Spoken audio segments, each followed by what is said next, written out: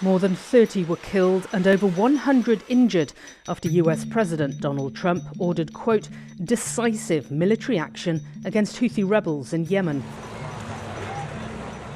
In the aftermath, part of it shown here, Yemen's Houthi-run health ministry said many of those injured and killed were women and children. The Iran-backed military group has regularly targeted shipping lanes in the Red Sea since 2023 as revenge against Israel for its war with Hamas. The strikes have significantly hampered global trade. In a post on Truth Social, Trump said the US would use, quote, overwhelming lethal force until its objective was achieved. The Houthis, meanwhile, said they would meet any escalation with escalation, according to Reuters. At dawn, residents seen here began moving rubble from one of the strikes. A US defense official told CNN further actions by the US will depend on an assessment of this and other sites from the airstrikes, but that further action against the Houthis is expected over the next several weeks. Whenever the United States or its allies launches a new attack against the country, one thing I like to examine is the headlines from various news organizations to determine what kind of spin they're putting on the story. So we're going to go through these one at a time and then we'll analyze. We'll start with Al Jazeera. Quote, Israel's Gaza blockade continues. Houthis claim attack on US ship. CTV News, the US and Iran-backed Houthi rebels in Yemen both vow escalation after wave of US airstrikes. CBC News, Trump orders strikes on Yemen's Houthi rebels, issues fresh threats to backer Iran.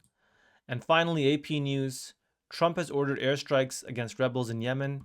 Here's why. Now, you'll notice that I've omitted articles from CNN, MSNBC, and Fox News. I think at this point, most people understand the kind of propaganda those three media agencies are pushing out, so I've decided to ignore them. Now, quickly, why are headlines so important? They're important for two reasons. One, they encourage bias in the reader, and two, they shape the perspective and help form the opinions of the reader while reading the article. The AP headline, Trump has ordered airstrikes against rebels in Yemen, is by far the most neutral out of these four articles. If you go down, the article breaks it down as threat to global shipping, which technically is correct, threat to the US, and finally pressure on Iran. Although there is some spin here, it is more or less just trying to break down the information in a way that is as unbiased as possible. If you compare that to CBC and CTV, where their headlines read, Trump orders strikes on Yemen Houthi rebels, issues fresh threats to backer Iran, and the US and Iran-backed Houthi rebels in Yemen both vow escalation after wave of US airstrikes, it's clear that these two articles, their spin, they're trying to push the propaganda that Iran is at blame. Both of these headlines include Iran. So anyone that has been conditioned to believe that Iran is a villain, that Iran is a terrorist state, and that Iran is the cause of the world's problems will immediately read these articles and link Iran to the conflict. It will provide further justification in their mind for a future combative relationship or a future war between Iran and the United States. That's why these two articles are rather dangerous. Finally, if we look at the Al Jazeera headline, quote, Israel's Gaza blockade continues, Houthis claim attack on US ship.